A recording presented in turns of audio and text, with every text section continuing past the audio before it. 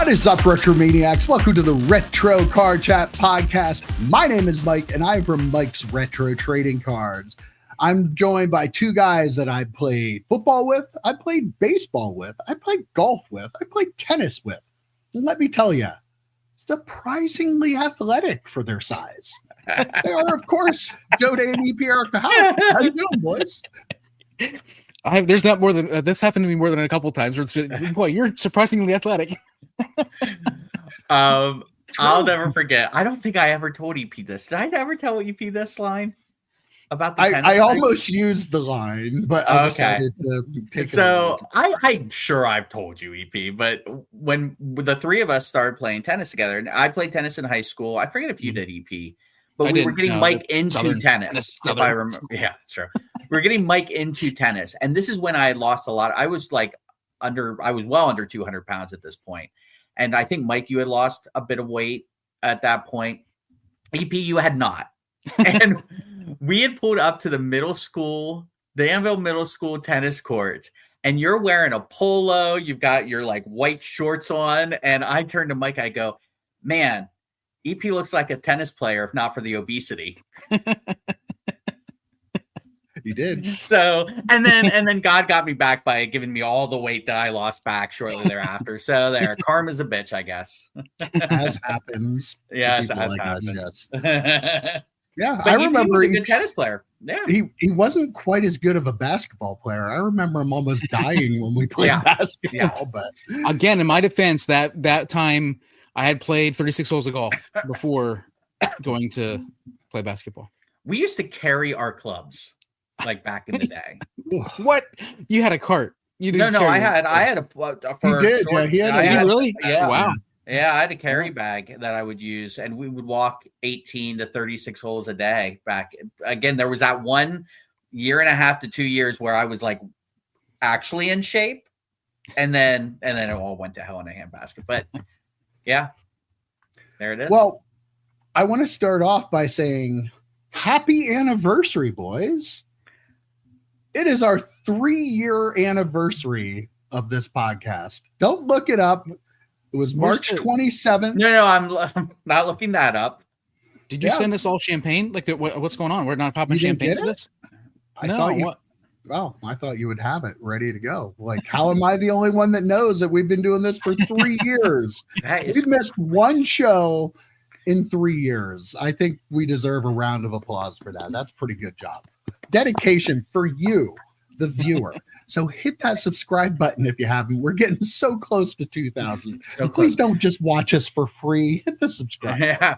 Wait, it doesn't even cost anything. It's still free. It's still free. Yeah. Other than hitting that. We've actually talked about doing a live stream because people love them, but we don't do them very often. And we were jokingly saying we should do it when we hit 1,999 subscribers, because our favorite year of card collecting was 1999. I don't know how we can really prove that we were on 19, but get us up to 2,000 and we will do a live stream. That's our promise to you. Once we get past 2,000, we'll try and schedule. Can I turn this direction when I do it? Yeah. No, because it looks like you're staring at me. You have to turn the other direction. And you do that and I'll lean. You do that and I'll lean. And it'll be like Dustin's Thursday podcast crew. The traditional gift for 3 years is leather. Take that for what you will. I will just leave that there. And we will not acknowledge anything beyond that. Well, there are leather cards. There are leather cards. True. Give each other a leather card. That'd be the safest way to do it. Yeah, sure. That's where Joe was going with it, everybody. Just absolutely. Yeah. That's exactly what I meant. A leather card. So how's it going, boys? It's new and exciting. Nothing too new. A couple of things I wanted to bring up here at the top quick. So we did the Cheers break, or whatever some people choose to call it. I guess it's controversial to call it a break. But anyway, we did the Cheers break, had a lot of fun. Everyone got their cards. Everyone but Mike. Mike, I'll bring yours. Yeah, everybody took part. Have you gotten your cards yet? Because I haven't. I don't know. Was I dipped scammed? them. I dipped them. You got scammed. I'm on Whatnot. So the next product that comes out, and it comes out in April, is a Star Trek product. And I know a lot of folks are not huge Star Trek fans here. So I know a couple of us have talked about just kind of pitching in and getting a case. I'm getting a personal case for myself, but like breaking it up, I think 6 people and each get 2 boxes. If anyone's down for that, again, I can probably get them at cost, just like I did with the Cheers. If anyone is interested, and I would open it up on a live stream, let me know. But again, it'd probably be 2 boxes, probably be about 130 to 135 per box, So if we randomly get a ton of people interested, maybe we could do a full 12 spot thing. But if not, if you're interested in getting in, just let me know. Socials, joeday17821, joeday17821@gmail.com. Let me know if you're interested in that. Not expecting it, but maybe. You never know. Will you dress up like Spock to do the break? I'll dress up like Captain Picard. Is it Strange New Worlds, or is it like a multi? It's Strange New Worlds. It's Strange New Worlds season 2. So and season 3 is coming out soon. So it should be a fun. I don't know how the timing will work out, but it should be a fun product. Lots of cool autographs. Rebecca Romaine has autographs this year, which is pretty cool. The other thing I want to talk about quick, since I brought up Cheers and Rittenhouse, I sent this to you guys. I have officially seen the probably grossest eBay seller I have ever seen, and that's saying a lot. That is saying a lot. There was someone, and I screen capped it for you guys, who was selling a lot of loose Cheers packs. Okay, so I think it was it 100 I sent you guys? It was like 100 packs. Yeah. They were putting them for auction. They were sealed packs, loose. And I'm like, this is and as soon as I saw it, I'm like, this is not going to end well. This is not great. And I looked at their listings, and they had every single auto you could pull from like the 18 cases they clearly bought. They bought 18 cases because they had 2 of the dual autos. They were 9 case incentives. They went, here's the thing with Rittenhouse. I love Rittenhouse, I do. But once you open up the first box, you can tell what the rest of the box is, how the correlation of where the autos and the mem is going to be. We kind of saw a little bit on the live, Mike. I could always sense it was either the second pack was the mem, and then the second from the bottom sometimes was the mem in the other box. So you could figure that out pretty easily. And what this guy did was he clearly opened up all the cases, opened up all the boxes, pulled out all the autos, all the mems, and was selling those and then selling loose packs. The loose packs, as much of a fun set as it is, you're not going to get anything in those loose packs. You're going to get base cards. So yeah, just real skeezy. Like I was going to buy some stuff. I had a couple of his items watched, and I'm like, nope.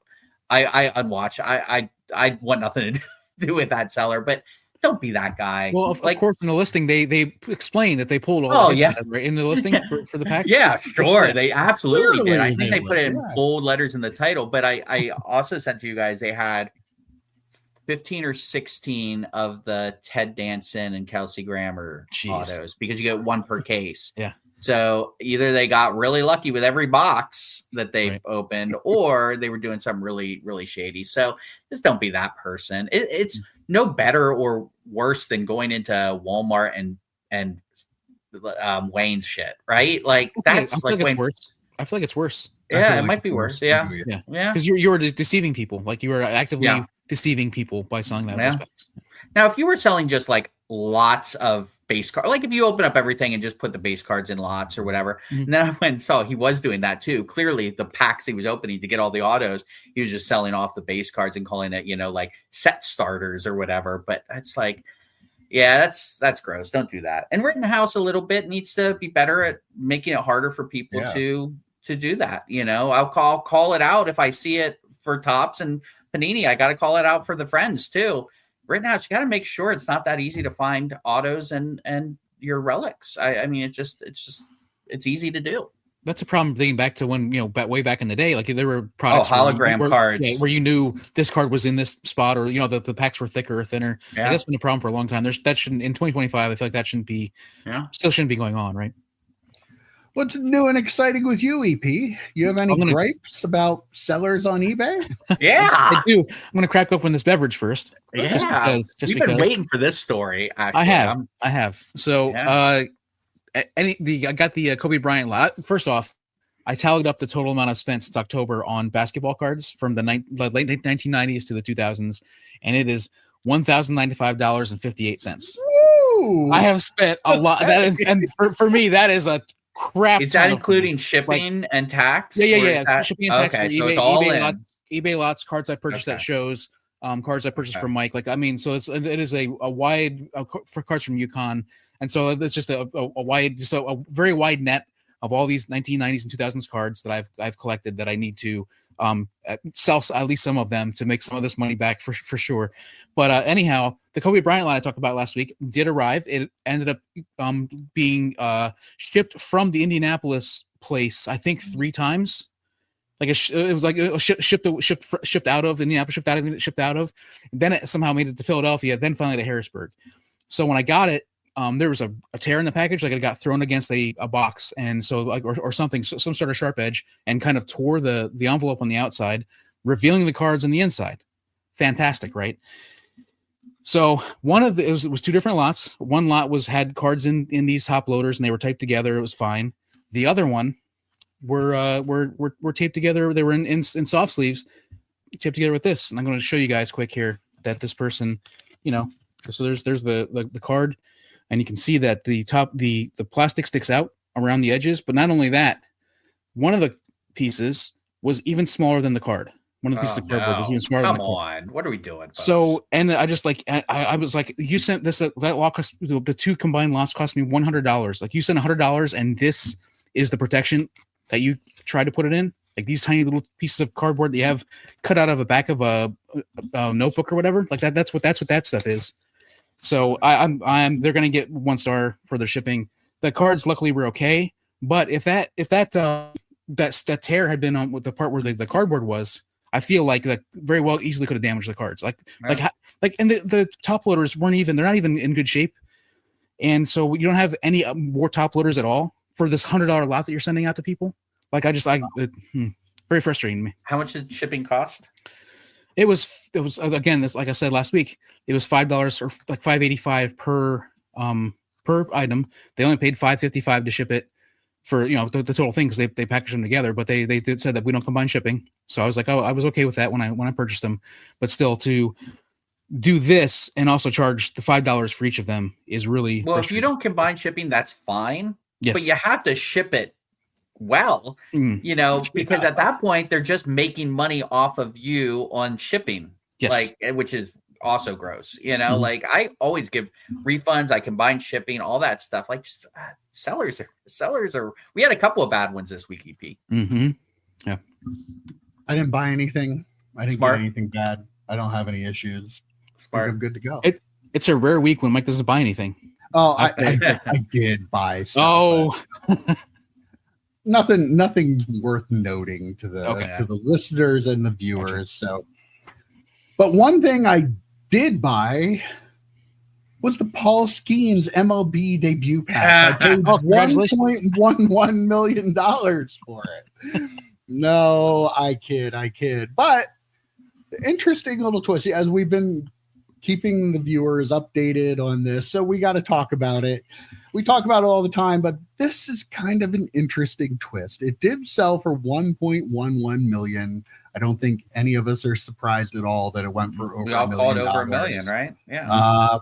I think we might all agree that it's probably going to end up being one of the worst purchases of all time.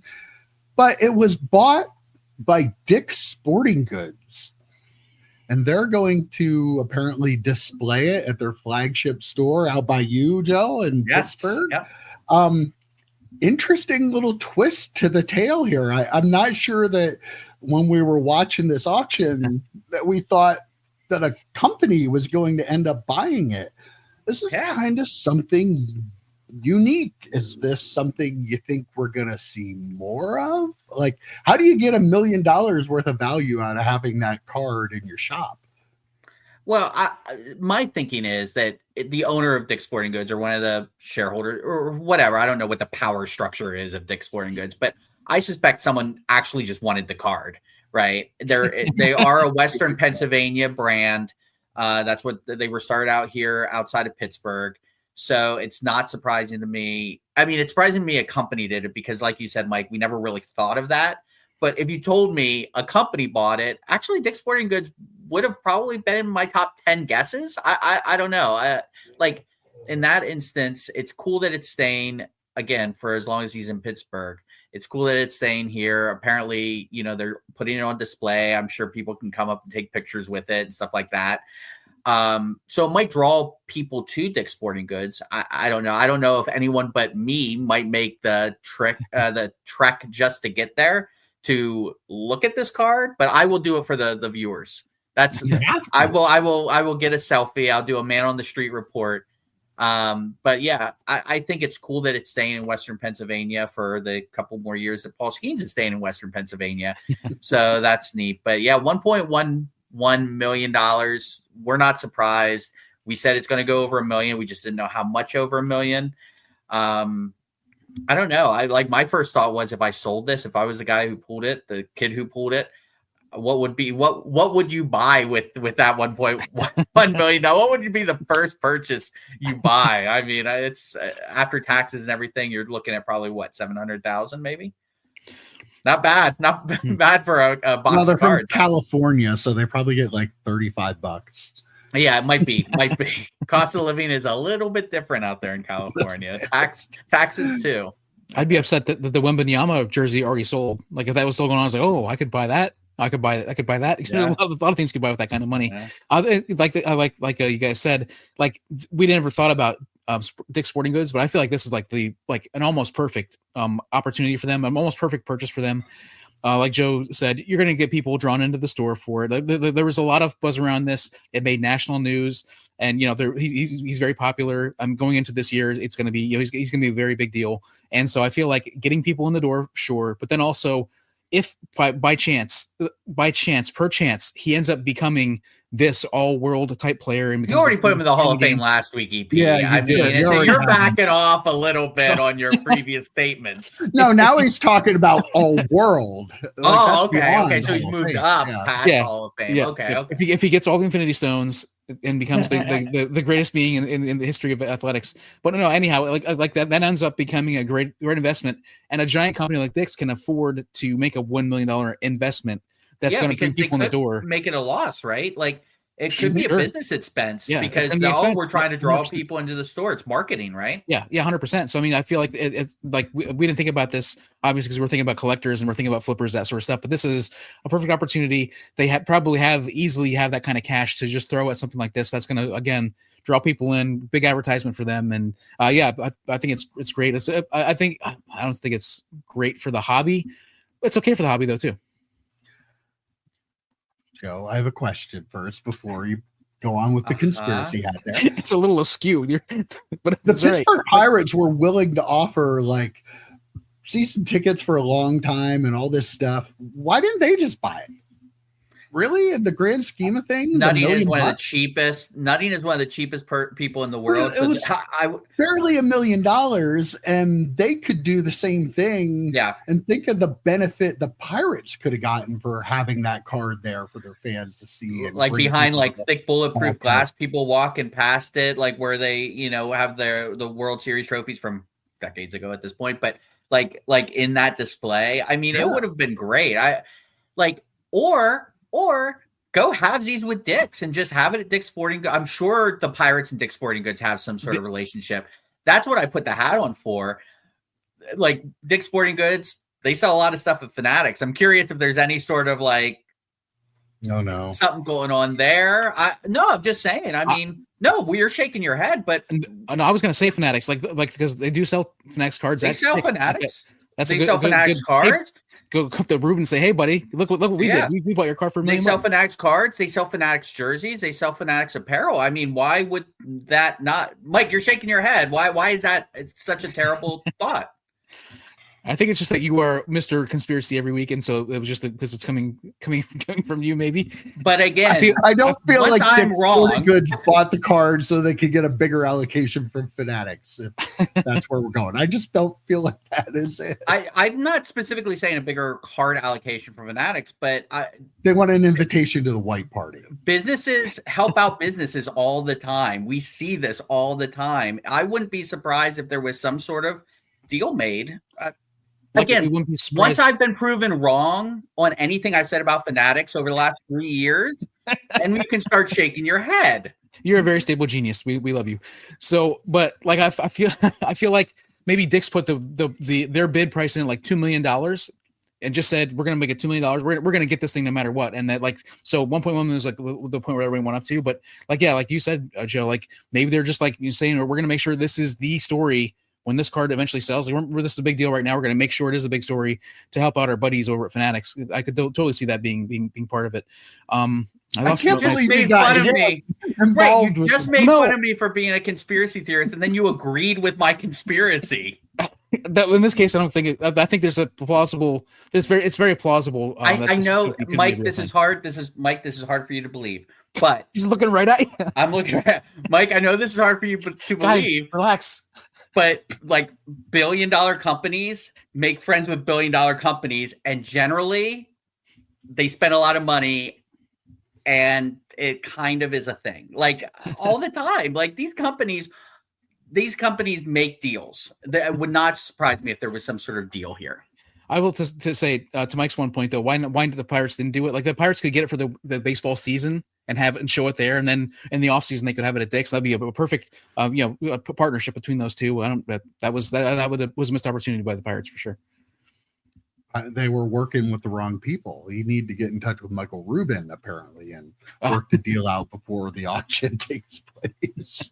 I mean, it would be shocking if Fanatics did anything shady. I agree with that. It would be absolutely shocking if Fanatics or a major corporation in our country did anything shady. So I agree with you, Mike. Joe Day's thoughts are Joe Day's alone and do not represent this podcast or me in any way. Except when it comes out that it's right, like in 6 months, and Mike's like, we've been saying this for 6 months. You're right about one thing, and you just keep patting the back there. So I feel like if we don't have a segment on the show every week, Joe needs to come up with his own show that is Joe's Conspiracy Corner, where he wears his hat for the entire time and just gives his latest conspiracy in the hobby, or like some sort of conspiracy hot take every week. The conspiracy of the week. Yeah. People, oh my God, people would love it. I think it'd be great. Let us know in the comments. You want Joe to do that? I think he should. I'll never bring up a conspiracy again because I've never brought one up because they've all been proven right. So they are not conspiracy theories at that point. Once they're proven right. He's right. Comment down below if you think maybe there's something to the Dick's Sporting Goods and Fanatics and the amount of product that Fanatics sells at Dick's Sporting Goods. Which if the owner is not at the next white party, then we'll know. He probably already is. Yeah. Really? He's just not well known enough to get. He just needs a +1 now. He's been doing this for the +1. More members of his family, right? Yeah. He's got an additional +1. Yeah. All right. Well, eventually, maybe one day that Paul Skenes card will end up in a repack. Apparently, that's why cards are made nowadays, to go into repacks. Boys, I have a pretty good discussion for you this week because repacks are everything that is being talked about in the hobby right now. Our old buddy Brian Gray even did a little video that nobody watched. I was going to say very little video. Challenging the content creators to go on with him because he's spent, I forget how much money he said he spent finding out that they are illegal. Take that with a grain of salt. I'm not sure, considering that would be a state by state thing. But I feel like he probably did that because Neo actually had 2 videos this week that kind of fell under the maybe that's what he's responding to type of thing. Neo did one video where he said that Courtyard IO, the one that has the virtual repacks that you can buy on there, did $42 million by his estimation in 1 month in revenue. Holy shit. If that number's right, that's crazy amount, but he went to a website where it showed like the NFT transfers and stuff like that. And he also did another video talking about repacks may not be legal in California because of their lottery laws. And they have specific wording in there about sports cards and about not repacking, like grab bags. So it was probably made and thrown into this law in the 90s, I'm guessing. But the gist of it is kind of, if there's a prize that you're trying to get, things may not be legal. If it's something where people are kind of getting equal values of what they're getting, it's not. I mean, come on, let's be real. All this repacking stuff is going to lead to regulation. People think it's crazy to talk about that, but it only takes one person in a state legislature somewhere that goes, you know what? These people are making a lot of money. They're making a lot of money now. And yes, one of Brian Gray's thing is about how big of a part of the hobby repacks are, and how you people don't know that if these are gone, all the cards are going to be worthless, kind of thing. That might be true, but that doesn't necessarily mean that they're a good thing to me. It kind of means that I feel like the modern part of this hobby is kind of a house of cards that has a lot of different ways that if somebody just takes their hand and wipes it out, it could be gone like that. Or am I being too dramatic here? EP, you're shaking your head. I want to hear what you think about this. I don't think you're being too dramatic at all. Like, I feel like this feels very similar. This feels very similar to me. I'm sorry, just a giant truck and drive by. It feels very similar to me that to like the fantasy football, DraftKings, that sort of stuff. Exactly what I was going to use. Yeah, I mean, it feels just like that, where all of a sudden now states are making gobs and gobs of tax money off of the legalizing something that was illegal before, the gambling that was illegal before, legalizing it. They're making tons of money, and they're not going to let people make $42 million profit. Revenue. But I mean, the profit probably was a huge amount of profit, I'm guessing. And so, like, they're not going to allow people to make that kind of money on something like this without getting their cut. I agree 100%. Like, this feels 100% like that. The situation where now all of a sudden every state is allowing gambling, and it's across, everywhere. Like we've talked about million times about how much gambling has been pushed upon us online, on TV, all that sort of stuff. And that this feels 100% like that. And, you can look at gambling, you can look at marijuana. I mean, that was something that, they'll never make it legal. Mm-hmm. Oh, wait, they can make money off of it. Mm-hmm. Maybe they will. And you see that, happening across the country as well. I mean, the joke we've always said is, like these card cases are so tough, like in the court, because judges don't really know about cards. A lot of lawyers don't know about cards. All it takes is one state rep to know about cards and know how much all of these transactions, we are all doing our taxes now, federal taxes. I mean, they know about cards. They're making sure that we're paying our taxes on those. And California is very interesting on how they look at gambling. I watch a lot of some people in some of our viewers might watch like Vegas Matt and those type of shows, people going out and gambling. Mm-hmm. And the one goes to California quite a bit. And the way they do like blackjack is so different, because you have to like you're paid by a separate bank that's not really the casino. And it's just such a weird, and you have to like almost put in a ante to even play the hand. Like, there's so many weird little idiosyncrasies, because California, one of the most regulated states. I mean, that's not, political. It's just how it is. So for California to let that slide by, I have a hard time believing that, I agree with, mark your calendars, 3/23/2025. I agree with Neo. I mean, it might not be legal in California. 3/24/2025. It might not be legal in California because they are so strict on so many other forms of gambling. So, Yeah, this is one of those things that I was pumping my fist because we kind of need regulation. We do. I mean, there's so much money changing hands. There's so many. Mike, you and I watched a special on sports betting recently. And there's so many ways that people get around the sports betting thing, like selling like tokens to something else to then use that can be traded for cash if you win. So people under the age of 21 and people under the age of 18 could probably go on and gamble. It would not surprise me if people like that are getting into breaks, getting into repacks. There needs to be some sort of regulation. It does suck if that's how you make your money. I don't think if it gets regulated, though, I don't think repacks just go away. They'll just find another way to make money. They'll skirt the tax system like they probably do now, to be honest, and go about their merry way. But his comment about if repacks go away, the card hobby kind of goes away is probably one of the dumbest things that I've ever heard. Like, is it though? I mean, there is a lot of smoke and mirrors with like the ultra modern card market, and repack buyers are buying and paying huge percentages on a lot of cards. And if that goes away, the liquidity of the dealers goes away, that is gonna really hurt that market. We're not ultra modern guys, so I don't know that any of us really.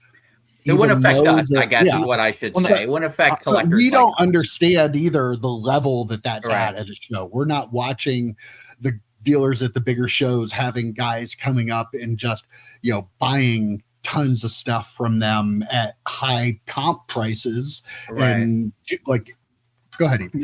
No way. Like I want to get to my shows early because there is a guy that comes around at our show and buys up PSA 10s and packs and that sort of stuff for repacks, and he'll pay almost close to what your sticker price is, just because this gives them good things for in the repacks. And so like you hope that he doesn't spend all of his money before he gets to your table. Like that literally, like this happens at our small mall show. Like I want to get there early because I don't want to miss him if he's going to be there early, and I want to make sure I get there early enough that he still has money left, because I mean, for somebody like me, I don't make a ton of money at the card shows, but when I know if he walks up and I have a couple PSA 10s and I have some packs, he's going to buy them. Like, and that helps me it definitely gets my table fees, but make a profit typically before the show even starts sometimes. And so like, that is a huge thing.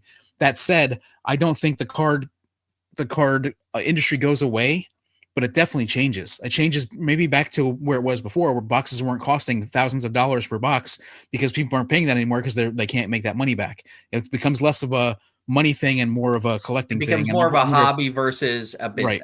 Right. But that also hurts that will. Fanatics isn't going to let it become a hobby. They want it to be business. Like I said, it's going to change. Like there would be like a massive shift if the repacks went away. I think I agree with that. See if litigation comes up, to regulate the hobby. Where's does Fanatics chip into the defense fund? I'm curious on because they have a lot riding on this. Obviously, 20 years or so with each of the three major sports. I mean, I'd be curious to see where they stand, because they do repacks too, right? We just talked about the thing, though. Maybe they want to get rid of the other people that are doing. Oh gosh, so, yeah. I mean, so they might actually be in favor of some kind of regulation, because they already have a sports book. They're already working within those confines of legal gambling in the places where they do that. Maybe it's not as big of a deal to them. Maybe that would give them an opportunity to sell more of this stuff. We talked last week about their new repack and how you have to buy it currently through a breaker in a break. Like, that's exactly it's the Eater of Worlds. I could see that changing, having the availability that I can just go online at any time to their website and be able to buy a repack. And we talked about they're doing things way better than people that are just breaking on whatnot. You have so many people that are involved in this that don't do things right, which I feel like is going to end up. None of us want government regulation on this stuff. Government screw stuff up when they do it. Yeah. But we've all played fantasy football. We remember the days of just being able to play fantasy football and nobody cared. And then it started getting bigger and bigger. And then all of a sudden the governments did care because all this money was exchanging hands and they weren't getting any of it. If there's one thing I know, whether they should be involved with it or not, governments that see all this money changing hands and know that they could get a cut of it, they're going to get a cut of it. And the dumb people, like, kids shouldn't be buying this stuff. That they are gambling. That you're trying to win a prize. You're not buying a repack to get cards for your collection. You're not buying a repack because, they're going to give me at least 85% of what I'm paying, so I'm going to get a cool card for my money. No, some people are going to get skunked, and one or two people are going to get, hopefully, if it's being done by a reputable repacker, they're going to win a prize. You are trying to win a prize. This is more gambling than any other aspect of the hobby. And with the hobby growing and growing and Fanatics wanting to keep growing it, I don't see any way that governments don't. It only takes one state to go, wait a minute. And when they do, all the others are going to go, oh, yeah. So, yeah. Everyone's like, oh, no, don't try it on me kind of thing. And then they see another state do it and they're like, actually, I'm a big fan of treading on people buying into repacks so I can get a little taste of that. The one thing it reminded me of with Fanatics, kind of going on along that same line, another Marvel character, spoiler alert for anyone who's not caught up on Deadpool, but this is not a spoiler. Wilson Fisk becomes mayor of New York City. Okay. So he's mayor. All the gangs that he used to kind of be in charge of are killing each other because there's no really person in charge. He wants that to happen so then he can swoop in and take over that as mayor and kind of take that over. Sound familiar? Let these repackers kind of make fools of themselves, look terrible, and then you as Fanatics swoop in. And the last 2 weeks, we've commended them on how much better their repacks are than these jackrabbit people out there just kind of like going crazy, doing shady shit on whatnot. So they're making Fanatics look good. So keep them bad because Fanatics already has regulation over their shoulder. So they're used to it. They have the money to do it. Some repacker buy-in at the Susquehanna Valley Mall does not have the money to deal with the regulations that he might have to deal with. Fanatics does. They have the lawyers in-house. They can figure it out. So I wouldn't be surprised if they're just, I don't want regulation now because I want these people to beat the shit out of each other and look really, really bad for the collector. I want regulation then once it gets so bad that everyone's like, oh, Fanatics is the good one. We're going to put in regulation. They're used to it already. And then along our merry way, there we go. We have repacks now. We're the only show in town unless someone wants to pay what we're paying to regulate it. I think you said Deadpool. You meant Daredevil. I think that happened. And before people start attacking you in the comments or whatever. I did that when I opened up in reverse. I opened up Fleer Ultra Wolverine. You might have seen some of it on the channel. And I got Deadpool and referred to him as Daredevil, which is kind of funny. So now I reversed it. So now I'm equal. It can happen. Transitive property, yeah. So when Mike was talking, I brought in the Galactus card and showed everybody the Galactus card because I thought it was thinking to myself as he's talking about this, like they're already kicking the distributors to the curb. They are trying to any dealer that isn't one of their like high end, super fancy FYE looking dealerships, like their dealers, like they're trying to like cut them out.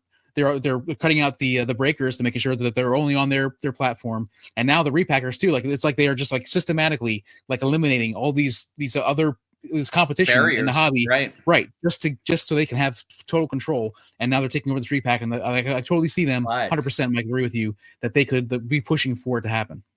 Not a monopoly, everyone. Don't even put that word in your head. Keep that word out of your head. They are not a monopoly. Well, speaking of monopolies, Pokemon.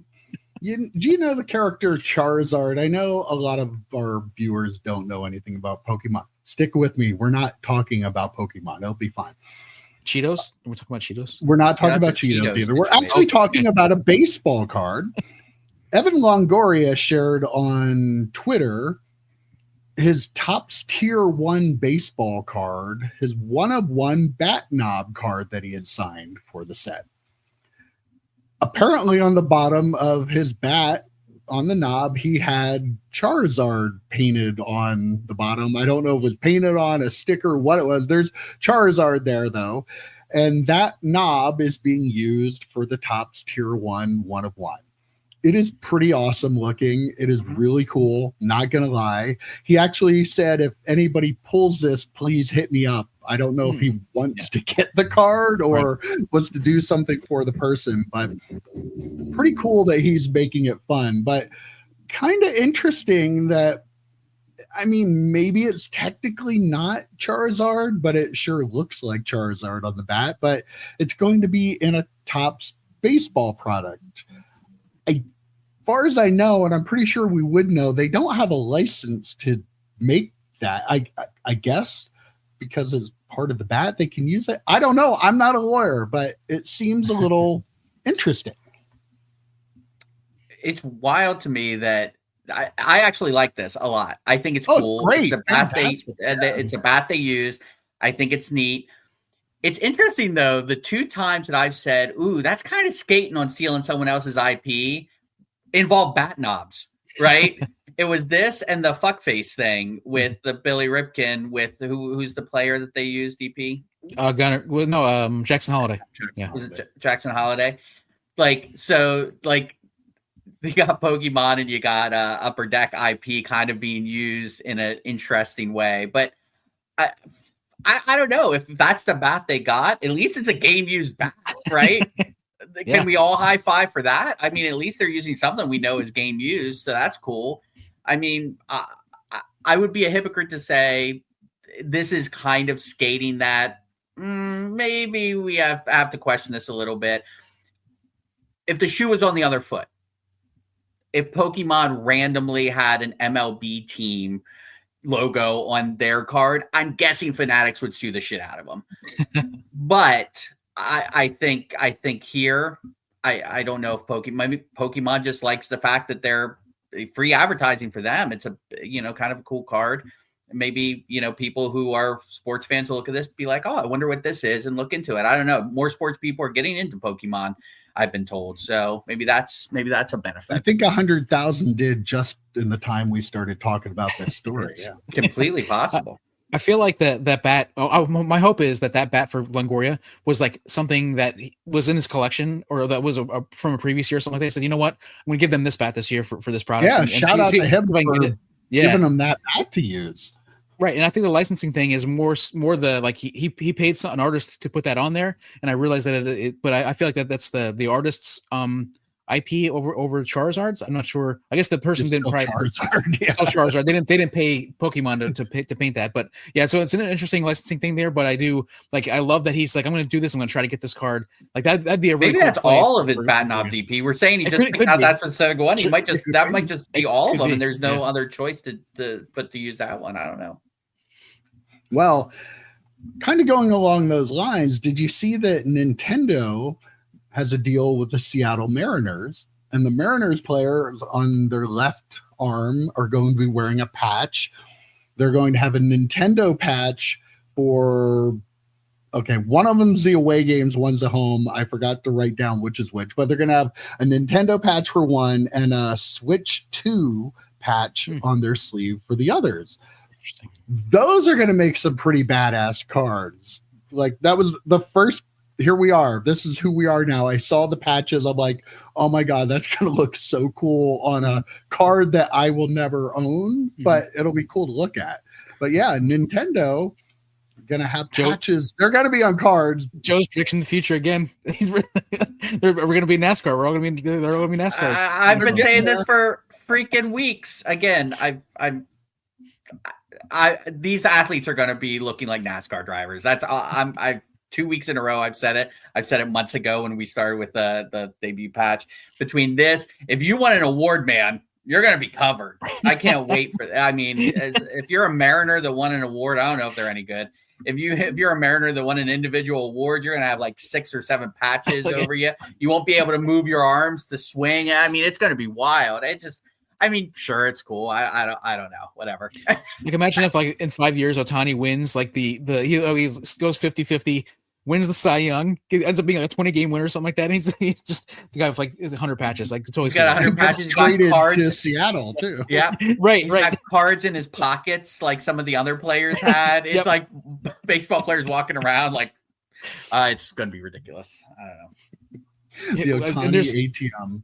And then the Nintendo patch, it's not going to end there, right? Like, I mean, there are opportunities for all these companies to come in and do this, and companies are the teams are not going to turn down money, right? No, once they legalized, having advertising on the jerseys, everybody's going to make as much money as they can off of that. I wonder what the rule is for like individual players to seek out like individual patches, like golfers do. Right, golfers do that, don't they? I'm pretty sure they can't. This is a team sport, and they're playing for the team. Ooh, that'll be in the next negotiation. We could have a holdout. It could be. What did Phil Mickelson? Was it Ford? And it was like right here that he wore. It was like the Ford logo. I think it was Ford, but yeah, it was like a big patch, and it was awkwardly placed. I'll just put it there. All right. Well. Where am I going here? Sorry. GameStop. Here we go. We'll go with GameStop. GameStop announces that is nearing 1 million PSA submissions already. I think they started it in October. That's about 5 months. I think they've been taking submissions. They are going to give their 1 millionth customer for grading a free year worth of grading with PSA through GameStop. But PSA as a company that's not going to be hurting anytime soon. They take advantage of all the crazy stuff that's going on better than any company in this hobby. They even better than Topps now. But with the remakers wanting all the cards, everybody's addicted to this. They have a new place where people can send in. I'm sure a lot of them are Pokemon cards too, by the way. Yes, absolutely. But almost 1 million already in 5 months. That is mind blowing. I don't know why I'm so surprised by it, but I'm really surprised by that number. Power to the players. Wow. Did they pay you for that? Yeah, were you researching this before with their? Can we get a cut? Yeah, that's fantastic. I think you hit the nail on the head with Pokemon, and Pokemon is one of those things too where they're probably not as, I mean, don't get me wrong, people grade Pokemon a lot, but people who aren't in the sports card hobby, who are into just Pokemon, may not know as much about card grading. GameStop is the natural place for them to go and grade their cards, and they don't have to worry about really anything. They just walk into a GameStop and hand them a stack of cards. So yeah, we were talking a couple of weeks ago about the jump in Pokemon and TCG stuff in grading numbers, right? And that might be playing into that. I mean, over 1 million cards over the course of, 5 or 6 months, I wouldn't be surprised if 90% of them were Pokemon cards. I wouldn't be. I'd love to see that breakdown just specifically from GameStop, but we kind of joked about it. And then we also kind of thought it would be a good idea for GameStop, someplace for people to, GameStop looking for another avenue for them to make money as well. And it's worked out for them. So it's been a really great, two corporations making a deal together. It's a theme on this show and I love it. But yeah, I think you're spot on. I think it's mostly Pokemon cards, but I'd love to see the numbers. Yeah, I agree 100% with everything you guys have said. I've been in a GameStop in a long time, but I know, last time I was in there are way more toys and packs of cards, that sort of stuff, than there were games. Not more than games, but there was way more of them compared to the games compared to back in the day. So an increase in those types of products. And so I wonder kind of what kind of advertising they might have in store. I wonder how many people are just buying their Pokemon cards at the GameStop because they know that the GameStop has them. They get them, they see this advertisement for grading cards. They had heard about this grading card thing, but they're not, I think like Joe said, they're not quite they're not deep enough in the hobby to do that. But it'd be cool to send my Charizard in from back in the day. And they'll, like you said, they get addicted. They say, oh man, look how cool this is. Then they see how much it's worth. Like, well, I'm going to send in 100 more cards next month through GameStop because GameStop makes it easy for them. You know, it's not difficult to send cards in to get graded through PSA by yourself, but they are taking a lot of the steps away. You're just bringing them in and handing them to them, and they're taking care of it. And I feel like that is definitely increasing the numbers, and the Pokemon is definitely spot on. That's I'm guessing that's probably driving a lot of the Pokemon grading right now. Yeah, I'd love to know, like, how many of the people using GameStop are new graders, right? Right. For PSA, that people that wouldn't have normally sent anything in, but now because it's really easy to do, so they can just do it. So has to be a pretty big number there. And if you are a first-time grader, use our code SportsCard. Oh wait, no, it's a different code. I think it's SCD10, I believe, if you are a new grader out there. I don't know. I don't think that's us, Joe. I think. Oh, okay. I keep getting confused about which sponsorship codes are ours or not. There's so many Sports Card Dad YouTube channels out there anymore. Some of them are him and some aren't. I don't even know what's what anymore. And apparently eBay authentication doesn't know what's what anymore either. You know, we speak pretty much, I'd say, positively about that. There are issues. I see way too many cards that come back that are coming out of the mine. Yeah, I had one of mine. They need to do something about that. But one thing they need to not do is authenticate fake cards. This story is true. There was somebody who bought a Shohei Ohtani Stadium Club Chrome refractor, I believe it was. Yep. Went through eBay authentication, got the card. The refractor on the card was actually just a laminated sticker put over both sides of the card. There is a thing that people can put on cards now to take a regular Chrome card and make it look like a refractor. They put that on the front, and they put one on the back that had refractor typed on it. So link in the comments below. Do we have the ability to do? No, we're not doing that. We're not gonna. No, I don't think we're gonna. Not until. Okay. Yeah. So I mean, hey, if you have a card you want to turn into a refractor, fine, but please don't sell it. And eBay, how is this passing eBay authentication? I know how it is. We keep saying eBay, it's PSA. Raw cards go through PSA for authentication. But how do they not know? That should make it worse. That does make it worse. That's what I'm saying. Like, we're throwing this program under the bus, which we should in this instance. We did not hear stories like this when CGC was doing the raw stuff.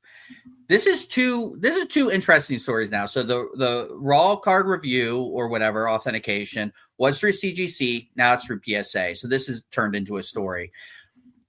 The big story about them authenticating that Michael Jordan PMG, that was also PSA. I mean, who are they putting on this authentication program? Is it actual graders? Or is it just people making minimum wage, opening up these packages and just resealing them, assuming people aren't lying, which is hysterical in this hobby? Like, I need to know that process, because I've ordered a lot of cards that have gone through authentication before PSA took over and since PSA took over. I never had problems with cards coming out of the card savers when CGC did them. I do now. I didn't see stories about raw cards getting authenticated with CGC. I do now with PSA. When you're that big of a company, you're going to make mistakes, and I get it. But grading something an 8 versus a 9 or a 9 versus a 10, that's one thing. That's objective. This stuff is subjective. Reverse that. That's subjective, the grading part. This is objective. It should be yes or no. This is an authentic card. They're the number one grader and authenticator in this hobby, and they're screwing this up. I mean, that's really, really bad. But they're now the ones who have that with eBay.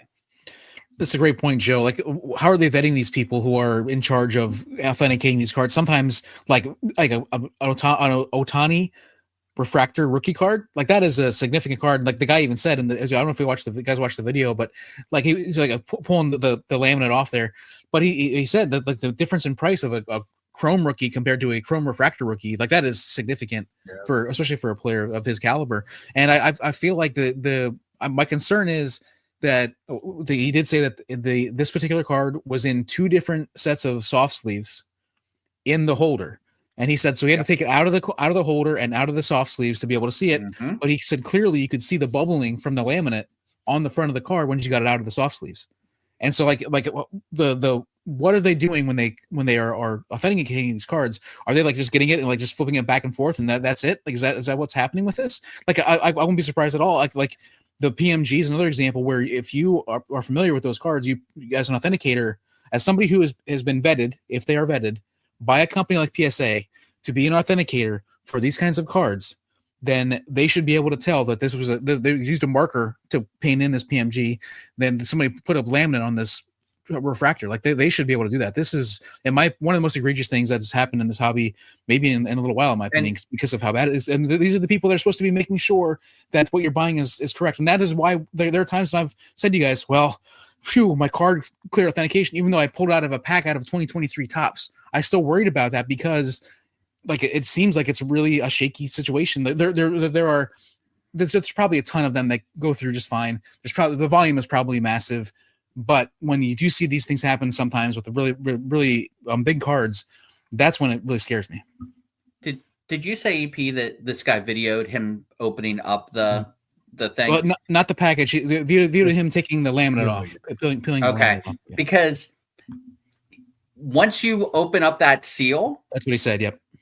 That they could say, oh well, you open up the seal, you broke the seal, and now it's basically a raw card at this point. That's why I think I sent this to you guys this week. It was someone complaining and people making fun of the person complaining. I was on the person's side, someone complaining that PSA put the authentication sticker over the cert number on the front instead of putting it on the back where it should go. And people were like, well, you're just going to take it out anyway. No, you're not. Not everyone does that. Some people keep them so they're authenticated so they can just send it right to PSA again. You feel safer that way. I understand that. I mean, you just got to get these things right. And the fact that he had to break the seal to verify for himself that it was actually not a refractor. And EP, to your point, the difference in price. Yeah, if it wasn't a refractor, guess what? It wouldn't have gone through eBay authentication. I guarantee you the price bump from a regular to a refractor is the reason it went through authentication anyway. Like, again, if they want to take over this part of the hobby, that's fine, but don't overwhelm yourself to the point where you're letting things like this slip by. And you're right, 99.9% of the stuff probably is perfect and it makes it through. But when eBay authentication to me was I feel comfortable spending X amount of dollars on this card because it's going to go through eBay authentication. This at least gives me a little bit of a pause, right? Yeah.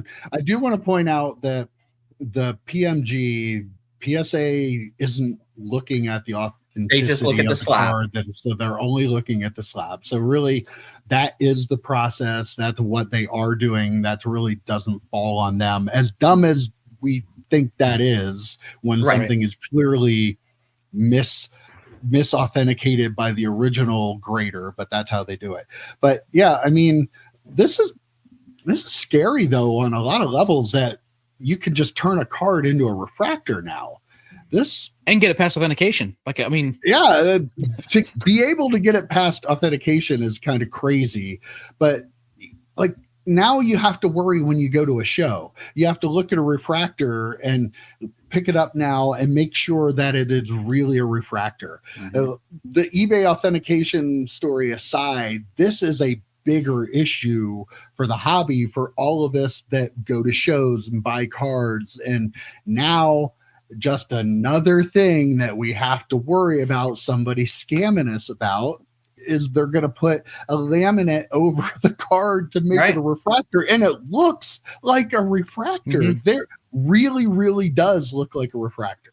The part that got me was when he's doing the video, like, well, but they always put refractor on the back, and then he turned it over and there was the word refractor, and then he peeled that off too, and it's like, oh my gosh, like that I agree 100%. Like this is a huge deal in my opinion. Like the one thing that I thought about of all the things that people can scam with, like like refractoring a chromium card was the one thing I was like, okay, well, they can't. How do they fake that? How do you fake that? Like that seems like a technology that has to be like baked into the chrome, and like something that would be a very proprietary type thing that the card companies would hold on to, that wouldn't, it would be pretty difficult to replicate. But here we are, like, and it made it through authentication.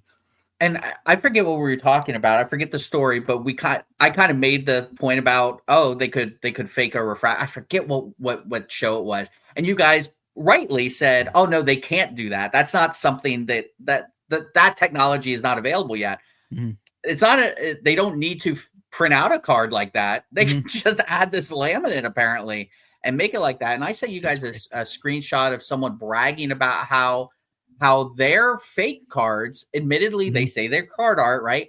How, oh man, my cards are getting so good, they might be able to pass authentication. I'm going to go out on a limb and say they probably could. Seeing this, like they look like real Patrick Mahomes Prism rookie cards. Like who's to say if those don't make it through authentication? It's just absolutely ridiculous how you have to be. And I say it all the time, be a vigilant buyer. You have to be a vigilant buyer. It's not that you have to be this vigilant of a buyer, though, right? Like this is beyond just vigilance. I'm gonna have to take my loop with me to the shows and look at the $2 in the mall show, right? Right. Crazy. Yeah, I mean, Joe, when you shared that with us, that second thing, I was like it seemed like they were like related, almost like this person got their Ohtani through authentication, and they're like, oh, showing off, look how good my cards are. Maybe they can make it through authentication. Whoa! And if it's proved, I don't know how big of a seller this person is on eBay. If it's proved that, or if they cannot prove that they bought it from someone else and they also got scammed, they should be kicked off of eBay. Mm-hmm. There should be no ifs, ands, or buts. eBay should kick them right off because this is fraud. They are defrauding someone out of their money and lying that this is a refractor, which has an X amount of value over a base card. Like they should absolutely be kicked off the platform. No questions asked. Yep. All right. Well, speaking of eBay, I wanted to get your thoughts on this before we go this week. I sent you guys this last night. Somebody on Twitter was interacting with eBay, and apparently they canceled his auction for the variation listing that he had for a bunch of cards. We see this all the time, the complete your set, picking your choice set. You just have the drop down list and you can pick it. I don't know if this is actually something that is happening, but the eBay representative told this person that they're no longer going to be allowing sports cards to be listed with a drop-down menu.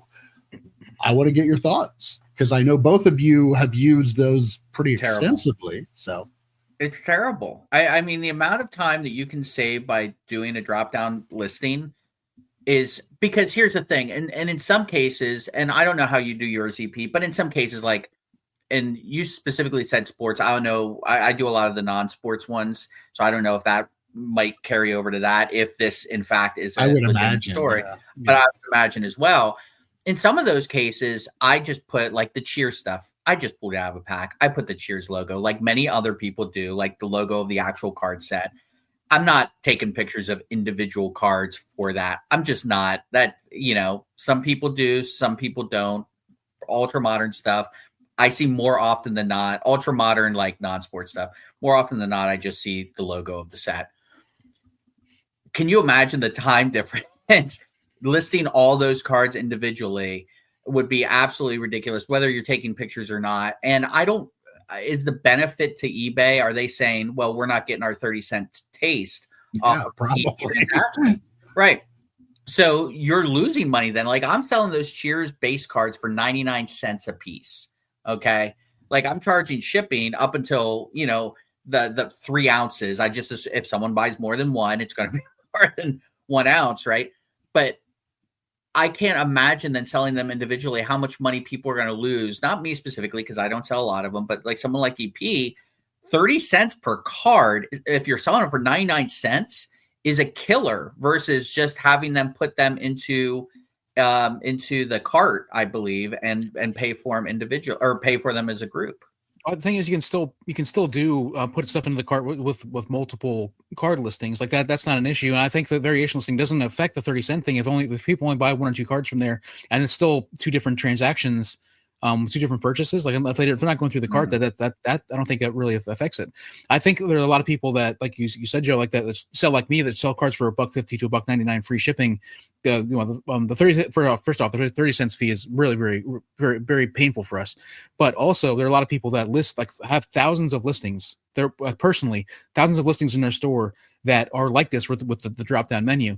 And as when I said to you guys, like, this would be terrible for a lot of people. I still have a few of them myself, but I was thinking about it as Mike was talking about it. Mine are all like 2023, the 2023 insert set, and then I have the different players from that insert set and different card numbers from that set. But I see I've also seen a lot of listings where people have like completely unrelated cards all together in a drop down listing. So they'll have like a Shohei Ohtani, and they'll have like a Jay Buhner and Ken Griffey Jr. completely unrelated in any way, but it's a drop down. You pick complete your set, but there's no relation. There's no set that they're trying to build. They just use it that way to game the system and use it that way as far as the listings are concerned. And I feel like that might be, if that's the case, then I'm kind of okay with that. Also, I'm for my listings, I always have a photo for everything I list. And I feel like if you're only doing the one photo, I could see also where they're upset about that, where you're not showing that these are different. And I feel like that's also an area. But if you're talking about the ones, like if I put down 2023 complete year listing of 2023 Topps baseball, just the base cards, and I have a different card number, a different photo, and for all of these, I feel like that is what a variation is. I think it's a variation on this list, and I feel like that in that case that's something where I would argue with eBay about it. I would take that argument for sure. They're not going to argue with you. They're just going to. Oh no, yeah, sure. I mean, it'll be interesting. We'll keep our eye on that to see what's up with that. Because one thing I do know is when you talk to customer service at eBay. Yeah. Sometimes they give you a completely different story, their version of what they think it is, right, and it doesn't necessarily align with what's actually going on. So when you guys called that person, was it a rogue employee? Like I asked them, maybe this is just a rogue employee that has a stick up their butt about something. Was that you, Could Mike? Be, because I did say that because it happens a lot. You can get two completely different answers if you call eBay 2 times and talk to 2 different people about things. So they're a big company. I guess they don't just do cards. They don't just do cards. Yeah, customer service. I don't think they have it broken up into card customer service, non-card customer service. I suspect it's under one umbrella. So maybe the person just doesn't know. I mean, that's completely possible. Maybe not. All right, guys. That's all I got for you this week. Pretty good chat. I will see you next week. Take care, guys. See you, boys. Adios.